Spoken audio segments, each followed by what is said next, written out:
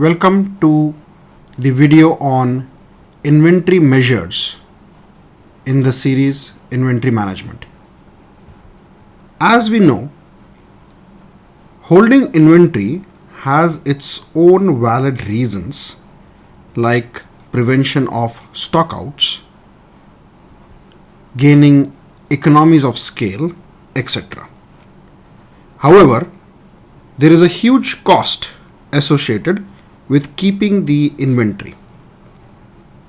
Hence, it is important to closely monitor the measures of inventory to keep them at acceptable levels. So let's look at some of the measures. The first measure we'll look at is known as average aggregate inventory value. Now the price of inventory varies based on the type of the item.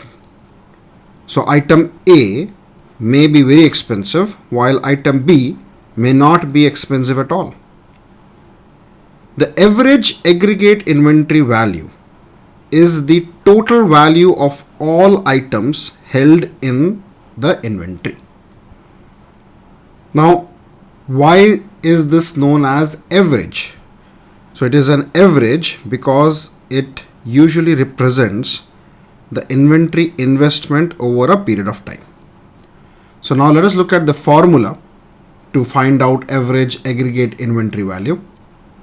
So the typical formula to find out average aggregate inventory value is number of units of item A typically on hand multiplied by the value of each unit of item A plus number of units of item B typically on hand multiplied by value of each unit of item B, and so on.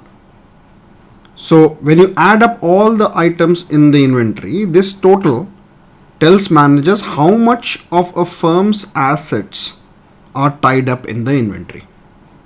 Typically, manufacturing companies have lesser assets in the form of inventory as compared to wholesalers and retailers.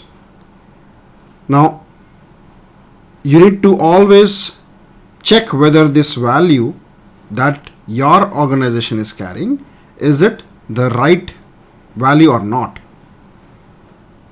So the way to do that is that you compare with the industry average at that point in time or with historical data of your firm to analyze whether you are carrying the right amount of inventory or not. Now let us look at the second measure. The second measure is known as the weeks of supply. Now weeks of supply is obtained by dividing the average aggregate inventory value by the sales per week at cost. So what this basically means is that how many weeks of supply are you carrying in your inventory. So total inventory value divided by how much is the sales.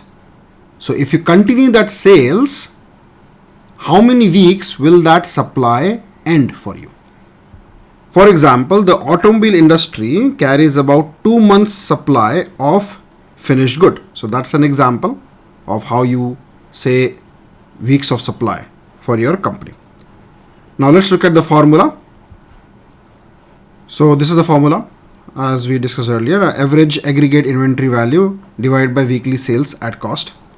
Now the key point to note here is that even though the numerator includes the value of all items, that is raw materials, work in progress and finished goods, the denominator represents only the finished goods and at the cost to make them rather than the sale price after markup. So this weekly sales at cost, this is also known as the cost of goods sold. So weeks of supply tells you how many weeks of supply is available with the company and how long the current inventory will last based on current sales demand. Now let's look at the third measure of inventory.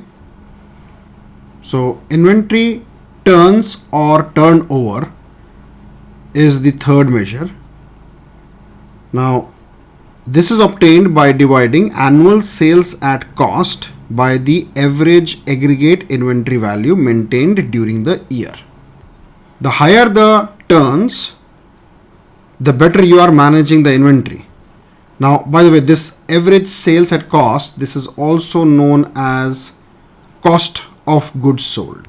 Now, the number of turns can vary by the industry.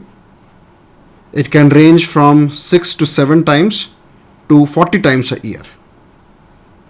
So, in other words, inventory turnover or inventory turns is the measure of the number of times inventory is sold or used in a time period such as a year.